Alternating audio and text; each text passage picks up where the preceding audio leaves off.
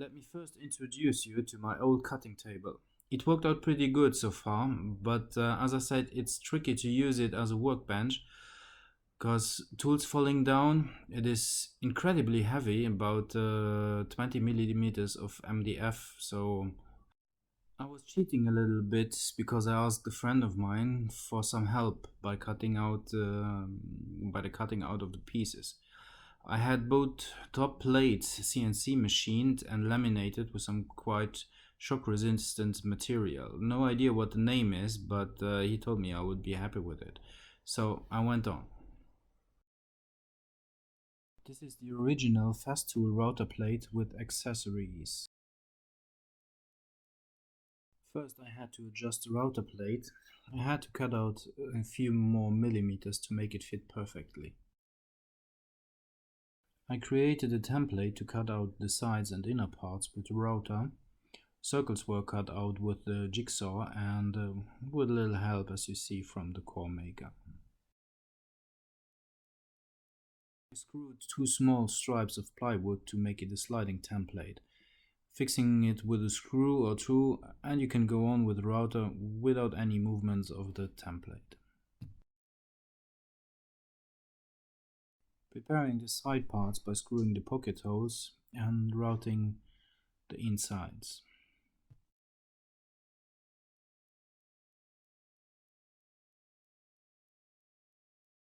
Just a quick assembly to see if everything's fitting. You will notice that the inner parts are not routed yet.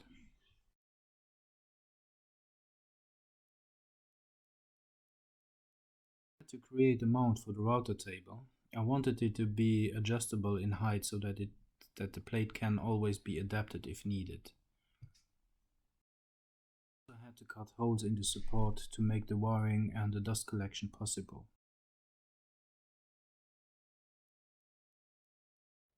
The height adaptation was made with four 6x16mm screws blocked with a lock nut. The lock nut has to remain loose to make an adjustment possible and tighten enough to remain easily turnable and flush with the surface.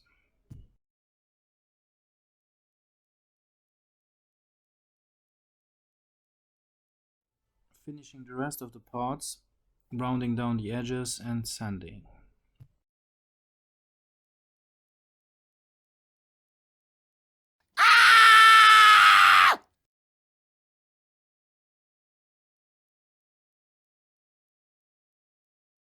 One of my frustrating mistakes. I screwed one of the infinite number of pocket holes on the wrong side of the board.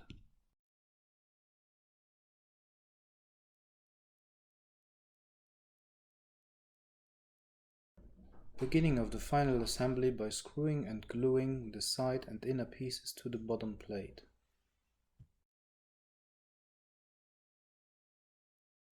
Before we can go on, let us first make a quick step back. Before I got all the parts for the bench, I first built up a support for the table saw. I wasn't able to create the support in the one Polk style, so I decided to build a kind of a box for my table saw. I just disassembled the lower part of the Festool CMS base. I also wanted to keep the right extension table and the left sliding table. The support of the box is made following the idea of Ron Polk by using metal tubes. I first had to check where would be the correct place for the table saw. The tubes should have enough space inside the workbench. I had to make a few modifications to the inner boards on the left side of the workbench for having enough space to slide the tubes in and out. The support for the tubes, 3 for each tube.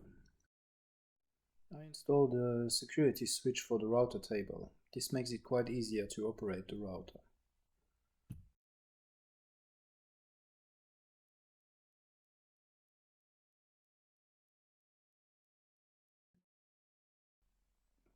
I had to find a way to hold both sides together, so first I drilled out a thread of an 8mm T-nut.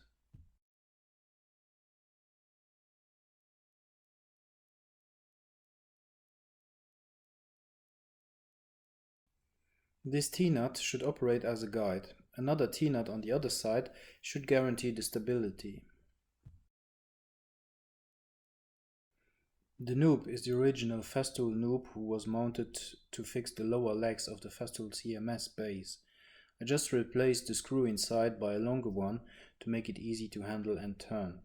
I also added this 3 cm nut to make it work perfectly. I also added some glue to make the T-nuts rest in place.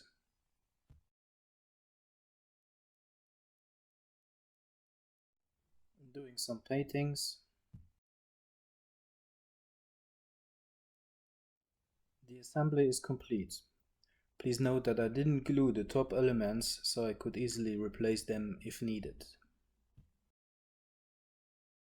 I didn't feel too comfortable with Ron's proposal for the stands, so I bought some tough built ones.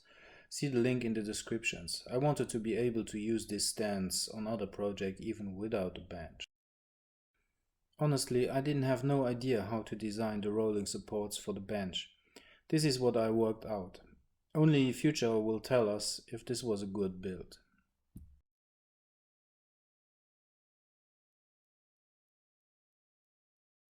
To increase the stability and connection between stands and bench, I added some kind of a shoe where the stand fits in.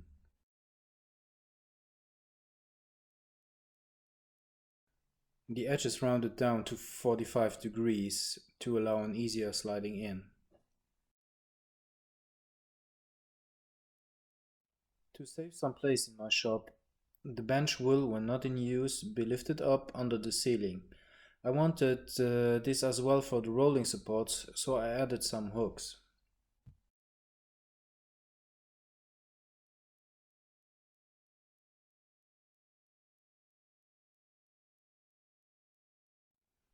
Here you have all the pieces together. The rolling supports, the stands, left part, the right part, and all the stuff mounted together.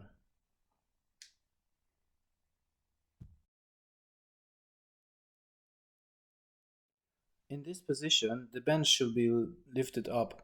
You see 2 smaller 20mm holes on the left and the right side.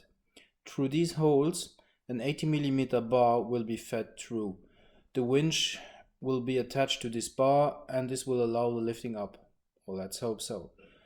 To prevent the wood from cracking, an aluminium tube is in use as a guide. So guys, here you see everything mounted.